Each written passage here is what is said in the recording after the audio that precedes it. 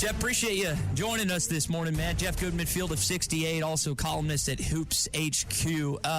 Jeff, I want to start with Adu's comments. I know you had a chance to catch up with some coaches recently in this league, and some things were said about John Calipari, which thus far this season, I understand why coaches are saying that, but what did you make of Arkansas finding a way to win against the Georgia Bulldogs last night and having this upcoming game this Saturday against Oklahoma?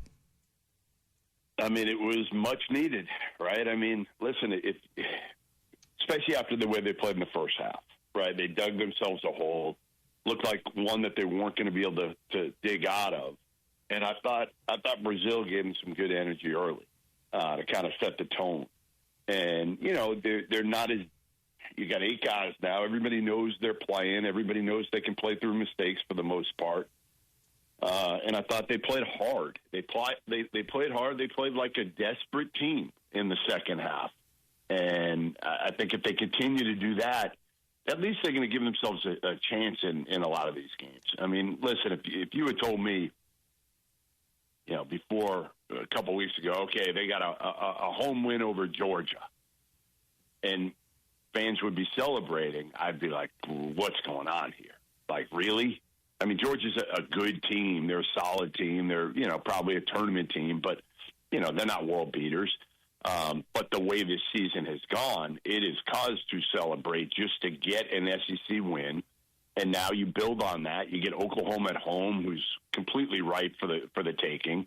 You know, they got off to a great start in the non-conference, but they've come down to earth. So, you know, then you get to 2-5, and it gives yourself at least a fighting chance when you go back, and the game of the year could be, again, for Arkansas, certainly, when Calipari goes back to Lexington.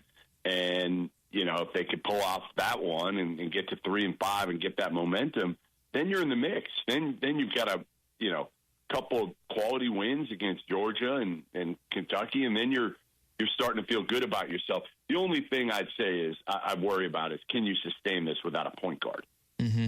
You know, that's the hard part. Well, and on that subject, Boogie Flan, according to John Rothstein, is out for the season, had the surgery and whatnot. How do you think DJ filled in for that role last night, Jeff?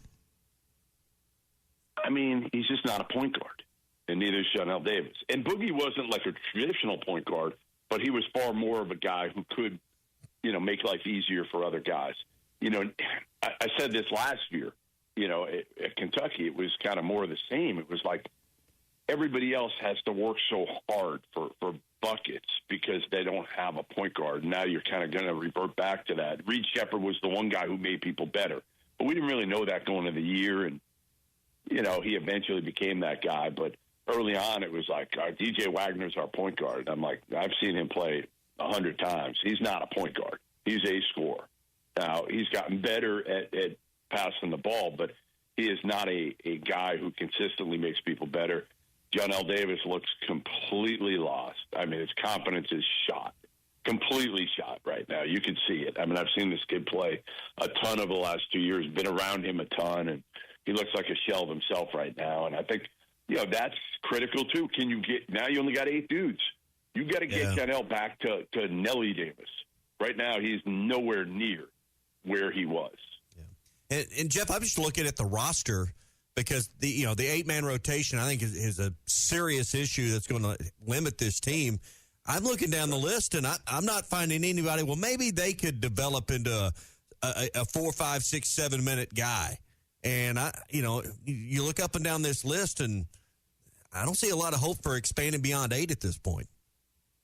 No, you paid somewhere in the neighborhood of $7 or $8 million for 9 guys. Right, and you lost one. And it was poor roster construction in almost every way. I mean, really, it was. The lack of depth. Like, how do you not pull a couple guys as numbers 10 and 11 that are just kind of mid-major guys that are going to be happy to be on a team like Arkansas and are going to be fine with getting, 5-10 minutes a game? Like, how do you not save a little bit of money for that? Veterans, not the Billy Richmonds, not the Carter Knoxes, but like good mid-major guys who start at that level or are really good at that level that could just come in and give you some veteran production, and you know what you're going to get out of them. I'm with you. I mean, like, they're an injury away from being in real trouble. Yeah. So, in your estimate, yeah, you've got to win, but it's still a long ways to go. You're, I guess, a third of the way through now, exactly, in SEC play. OU this week, off next week before you go to Kentucky. Kind of what's your gut telling you right now? The next month or so holds for Arkansas is they've either got to start making a run towards the tournament now, or the hopes of that's going to be over soon. Yeah, and it's just so hard in this league. Again, their margin for error is so small right now because they dug themselves that 0-5 hole. And, you know, it'd be one thing if you looked at them and you were like, all right, you know what? They've had some bad luck in these games, or they've got superior talent.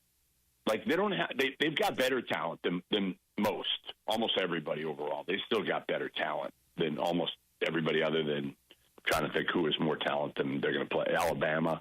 Alabama's more talented. I would say they're as talented as Auburn, if not more so, and Kentucky, they're more talented. But they're not that much more talented. You know, like Cal in the days of Kentucky, they were that much more talented. And, again, with John Davis not playing like himself at all, and this team can't shoot. I mean, let's face it, they can't shoot. And this isn't new to Calipari.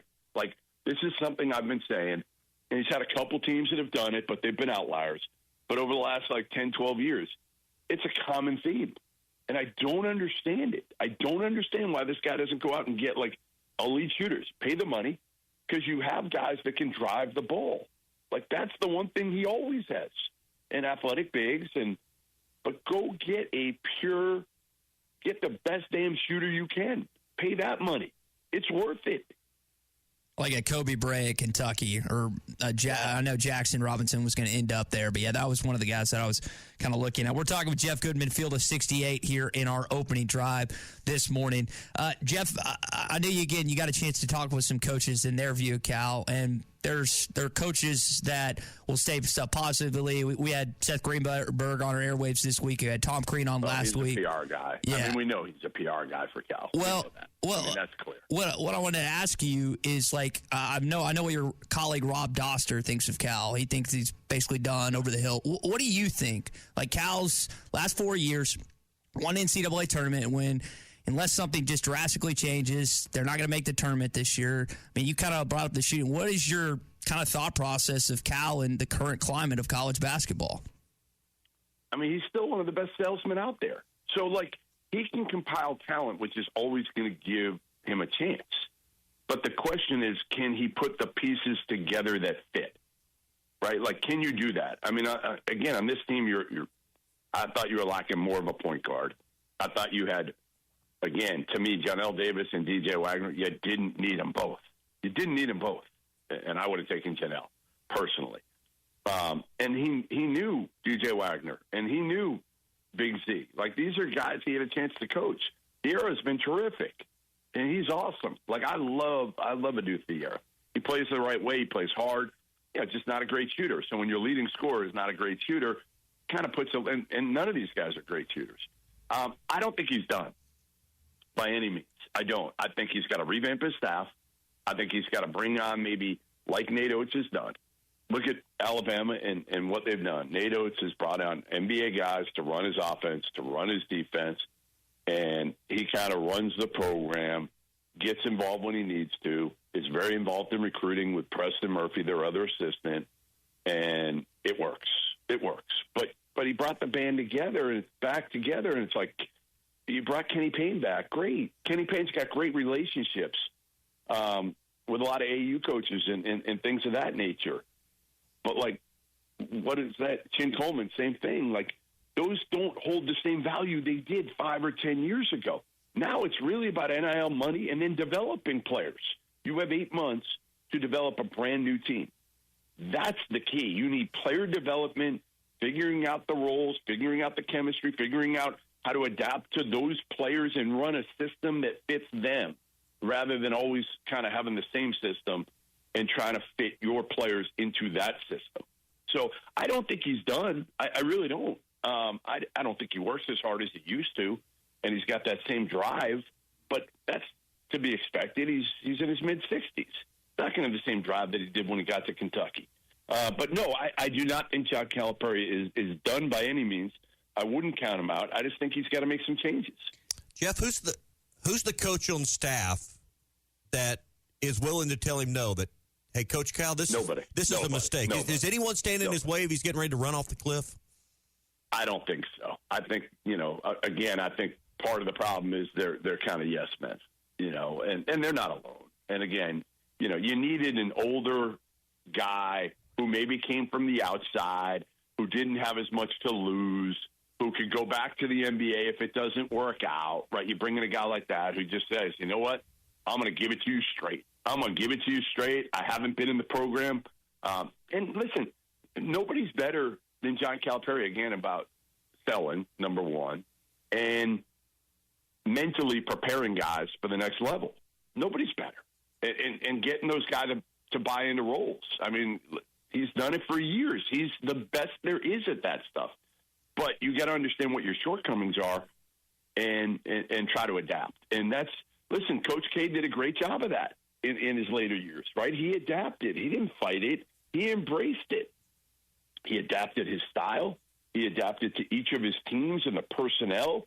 And he loved that part of it. He actually really enjoyed trying to learn, trying to, pick NBA guys' brains, whatever it was, to try to figure out what worked for that talent. Look at John Shire right now. Look at how he's adapted to having Cooper Flagg. He literally built his team around Cooper Flagg when he got him. That's what he told me. He said, you're not going to be blown away by some of the guys we've taken as transfers. They don't look the part, Mason Gillis and, Malik Brown and some of these other guys. But he said, it's all done with a purpose to protect Cooper Flagg, to make it easier for him, and to make the pieces fit around him. And it's worked. BetOnline continues to be the world's most trusted betting platform and your number one source for online betting. From the earliest odds to in-game live betting, BetOnline provides you with all the action and the ability to watch the games as they happen. With the largest selection of odds on everything from football, the NBA, and college basketball to NHL and UFC. Head to BetOnline today and don't forget to use the promo code BELIEVE for your welcome bonus on your first deposit. BetOnline, the game starts here.